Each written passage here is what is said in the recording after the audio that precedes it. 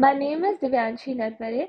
I'm a third year undergraduate student of the Department of Mechanical Engineering at IIT Kharagpur. I'm pleased to present our project for the course of Mechanism Sessional. This presentation is a part of Sheet-5 and has been prepared along with Sharvari, Karhe and Manaswitha Bommineedi. The topic of our project is the analysis and synthesis of a windscreen wiper mechanism. Let's proceed with the objective of our project. It is to synthesize and simulate the windscreen wiper mechanism as shown in tutorial sheet 2, question number 6. Ensuring no quick return effect, a simulation also aims to accurately mark the area wide by the wiper plate. The schematic provided in the problem outlines the original dimensions and configuration of the mechanism, which forms the foundation of our study. However, as a part of the design process, we synthesized and adjusted some of these values to meet operational constraints and ensure the maximum mechanism functionality. In this presentation, we will cover the following key aspects of our analysis: velocity and acceleration analysis of the mechanism, graphical representation of velocity, and acceleration and torque requirement for motor. Each topic will be addressed step by step to provide clear understanding of design and its performance. The windscreen wiper mechanism is a 4-bar linkage system denoted as O2ABO4. In the original problem statement, the dimensions were specified as follows. O2 is a crank of 30 mm, AB is a coupler was 200 mm, the rocker was 80 mm, and the fixed distance between O2 and O4 was 158.11 mm.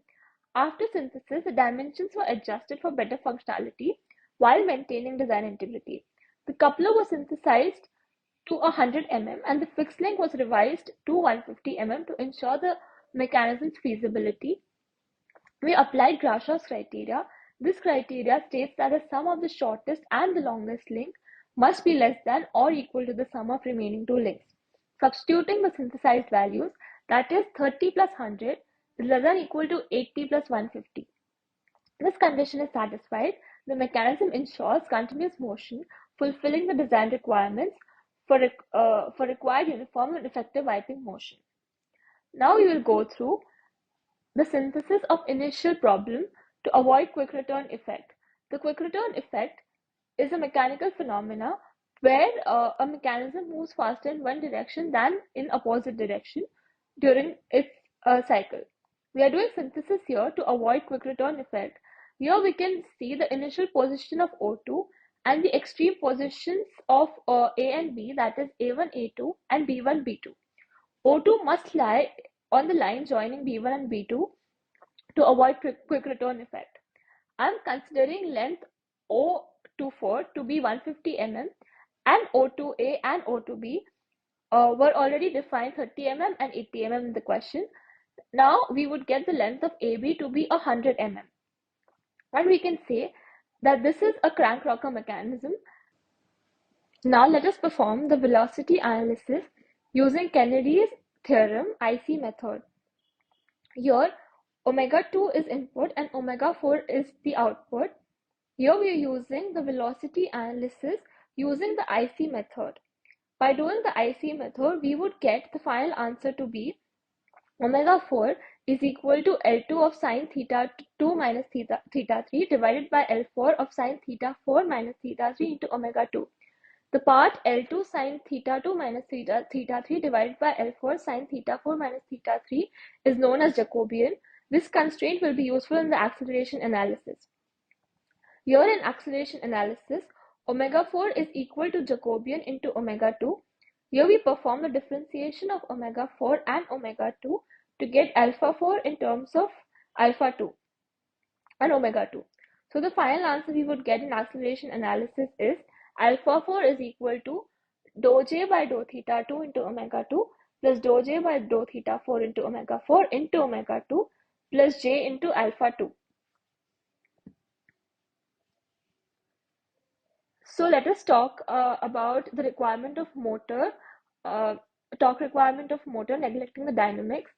So here we are using the concept of conservation of energy. So we're taking the output power that is equal and equating it to the input power using the conservation of energy theorem. Here the power output is nothing but the motor, uh, but the torque of motor into omega of motor, and the power input is nothing but the torque of viper into omega of viper. Equating these two terms, the torque of motor comes out to be the torque of viper into the omega of viper divided by the omega of motor. So I'll start with the simulation part of the project. Over here we have the model made in SolidWorks. You can see it move over here. It is moving perfectly like a wiper. So we'll start with how we made this model. First of all, we had to model up all the individual parts to make this assembly. Over here, you can see the various parts involved in the assembly. So this is the ground linkage. This over here is the coupler. Similarly, there are various other linkages in this mechanism as seen. So we have assembled all these to finally get a final assembly. The next part is the simulation part for the video. For this, we have used the SolidWorks add-in known as SolidWorks Motion, which opens the motion study for the mechanism. In this section, you can see how the part exactly moves.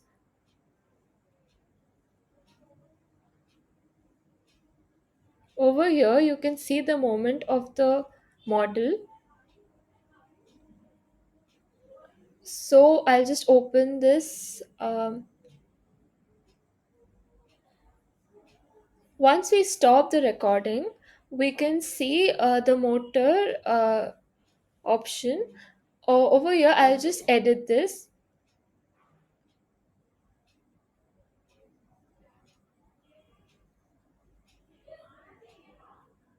Constant speed of 15 rpm as seen. So this is basically giving us the motion as seen in the video. Now the next part of the video is the velocity and the acceleration plots. Over here you can see the velocity of the viper with respect to time.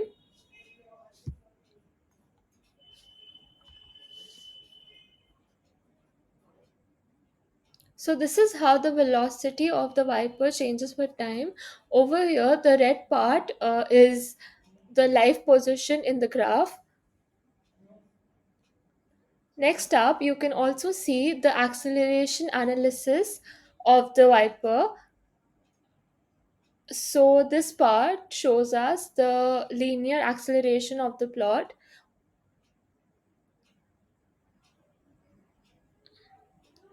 We can also see the live direction of the acceleration and the velocities as well. Over here the green arrow represents the velocity of the viper, whereas the red arrow represents the acceleration.